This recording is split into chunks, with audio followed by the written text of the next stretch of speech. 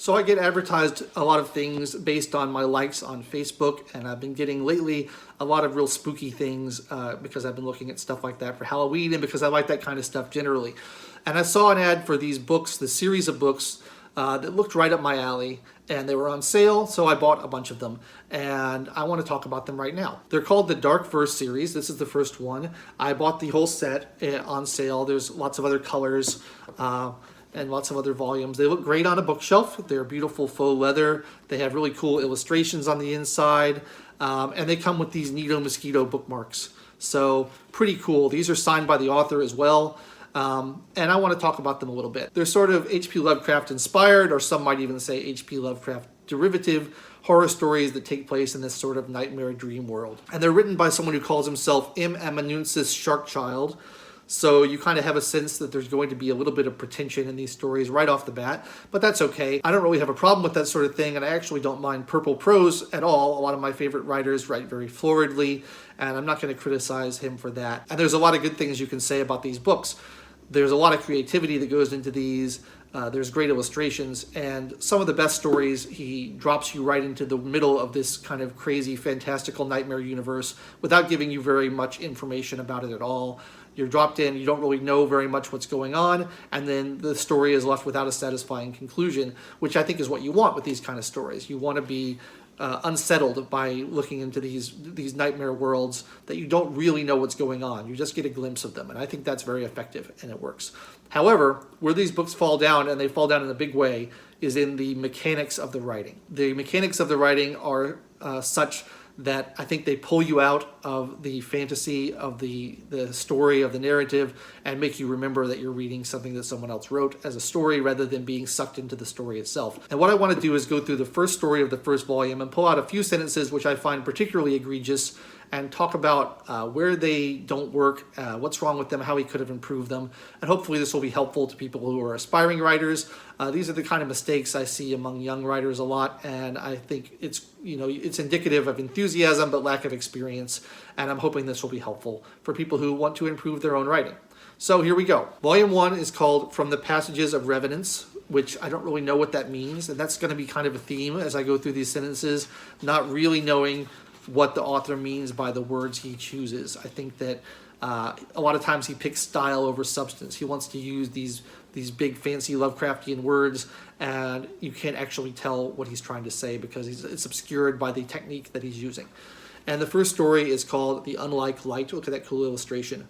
And I'll give you a brief synopsis before I go into the sentences so that you'll know where we are. The story is about a guy who wakes up in the top floor of a tower or a keep, and it's pitch black, and he's there with a few other people. And as you descend down the tower, it gets brighter and brighter, but the brightness is very unpleasant and evil, and there are creatures down there that are called creatures of the light that try to kill him. And eventually he tries to escape from the tower going down into the light, and he brings some smoke candles to try to block out the brightness and distract the creatures so that he can get away.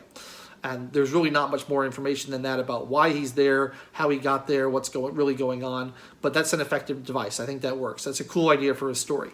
So let's get into some of the places where I don't think it works. Here's the first one. The dwellings of our strange cage consisted of rooms spanning the dimensions of about 3,000 square feet. Now, first off, measurements aren't spooky. I think having the 3,000 square feet in there kind of breaks the evocative nature of the sentence. You'd do better off using a simile or a metaphor of explaining how big the space is without like pretending that you took out a tape measure and actually measured the space, especially since it's dark.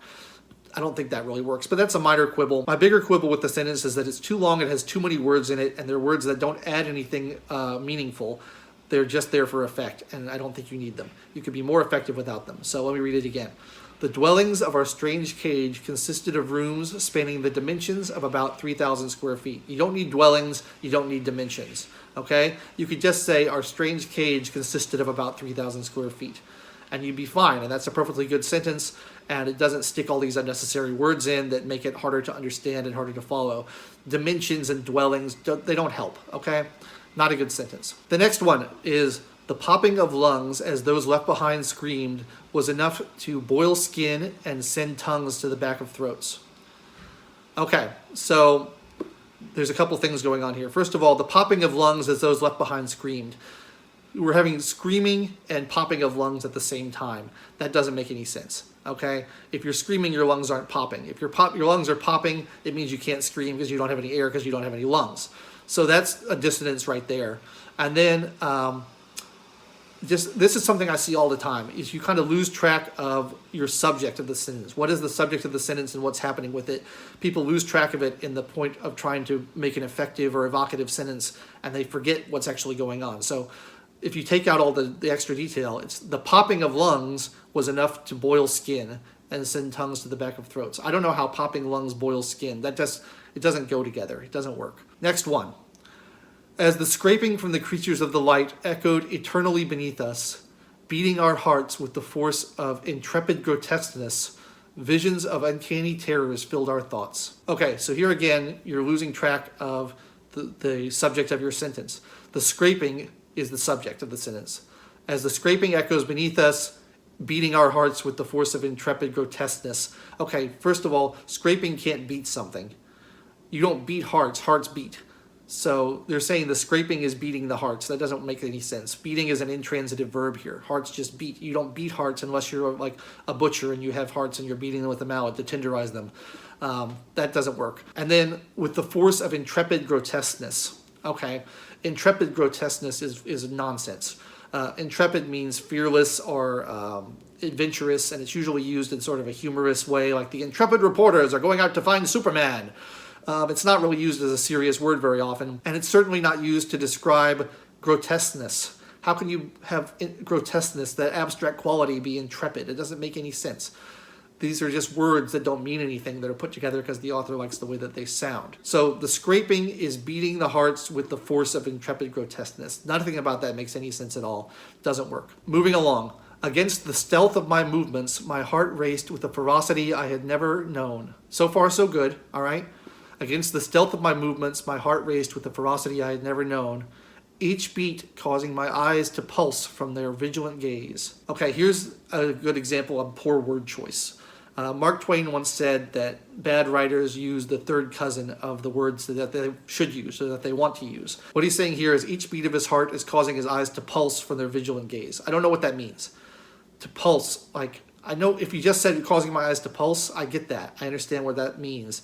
But to pulse from a gaze, like if you said waver from a gaze, or flicker from a gaze, or wander from a gaze, I get that. But pulse from a gaze, I don't know what that means. I'm getting conflicting images of eyes bulging out of the head, or eyes that are wandering around in time with a heartbeat for some reason. Why would a heartbeat cause your eyes to move off of what they're looking at? Are they pulsing, and is that obstructing his vision in some way? I don't know what it means. So poor word choice there, right? Pick the right word for the right sentence. Don't just randomly pick a word. Make sure you're using the correct word. Next up, what opened before me was remarkable, though I could spare no moment in which to pause and observe its masterfulness. Another example of a wrong word choice here. And it's the last word in the sentence, so it particularly stands out.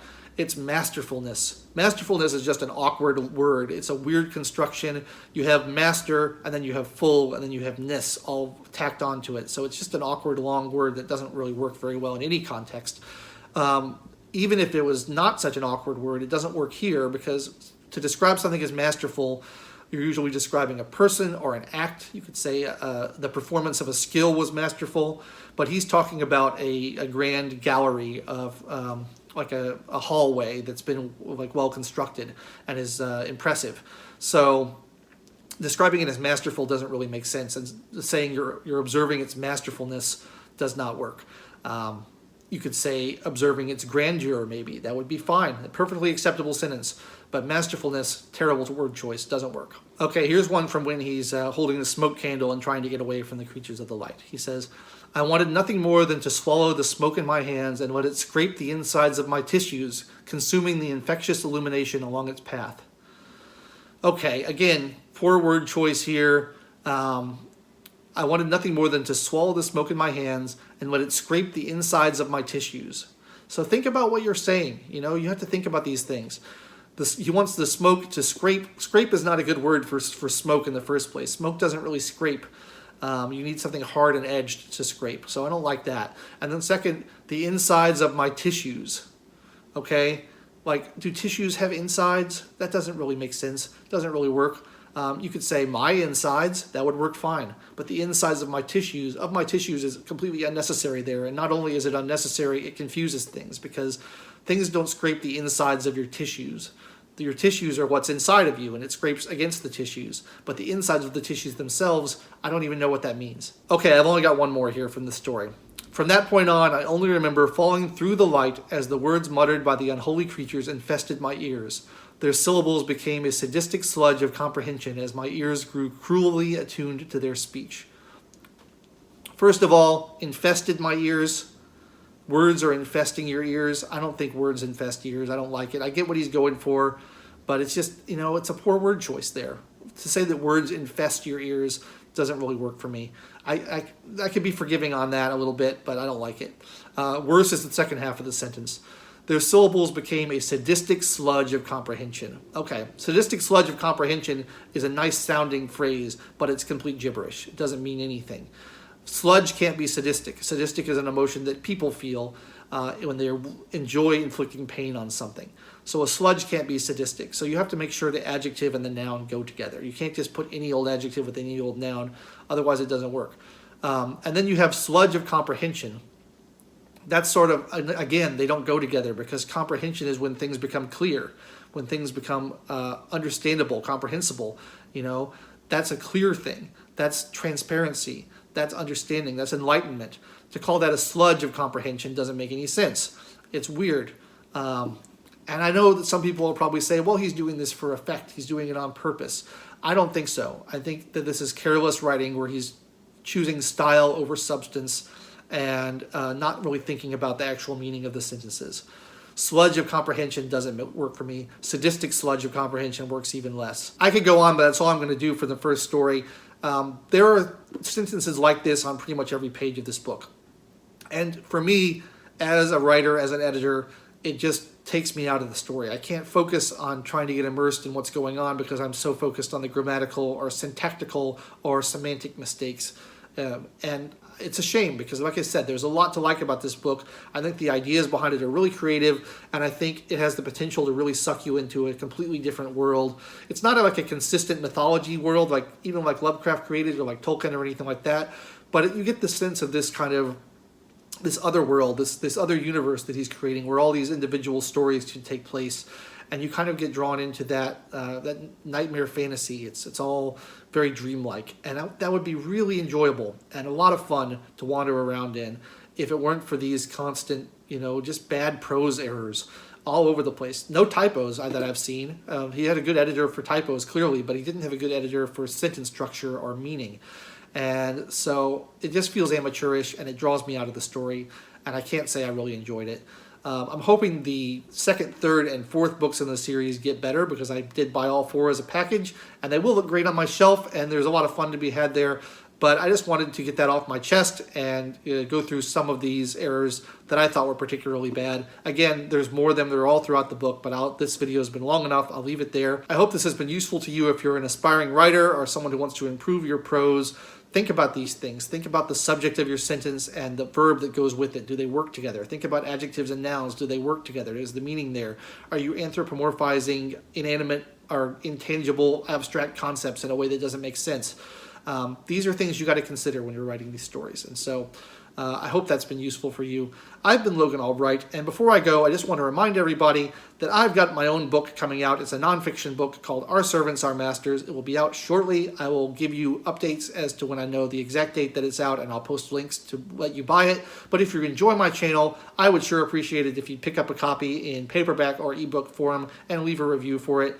I will be in touch about when you can do that and where you can do that. And thanks a lot. And if you don't want to do that, at least like this video and subscribe to the channel or leave me a comment down in the comments. This is Logan Albright signing off. Thank you so much. I'll see you next time.